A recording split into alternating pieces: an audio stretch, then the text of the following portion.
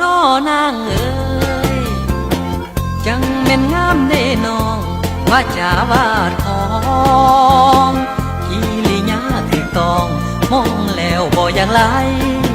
งามวิไลยุคสมัยหญิงเฮาเก่าลุงถือตามประเพณีของเฮาสาวงามดังดวงบุพาสมซื่อแล้วนาทั้งโจบทั้งงามไผก็สมเสยยอง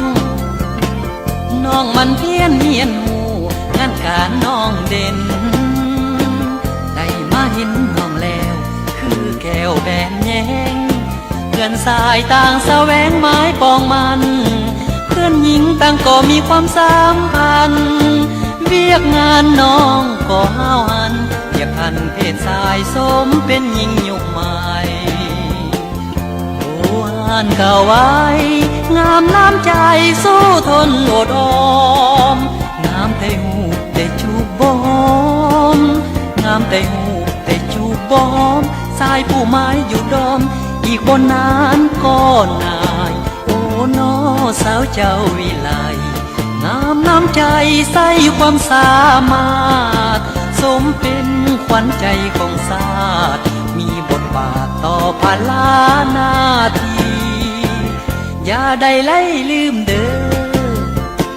อายอยากมาเคียงไกลสมัครใจไว้ก่อน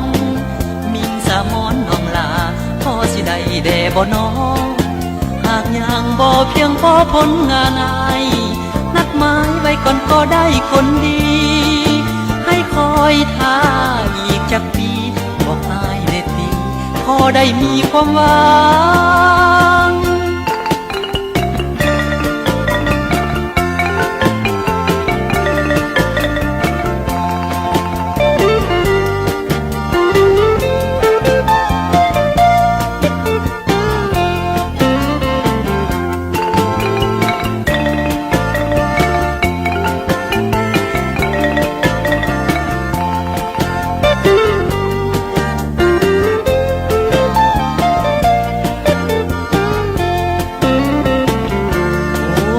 ก่าไว้งามน้ำใจสู้ทนอดออมงามแต่หูแต่จูบบอมงามแต่หูแต่จูบบอมสายผู้ไม้อยู่ดอมอีกบ่นานก็นายโอ้น้อสาวเจ้าวิไลงามน้ำใจใส่ความสามารถสมเป็นขวัญใจของชาติมีบทบาทต่อภาระหน้าที่อย่าได้ไล่ลืมเด้ออายอยากมาเคียงไกลสมัครใจไว้ก่อนมิงสามอนน้องลา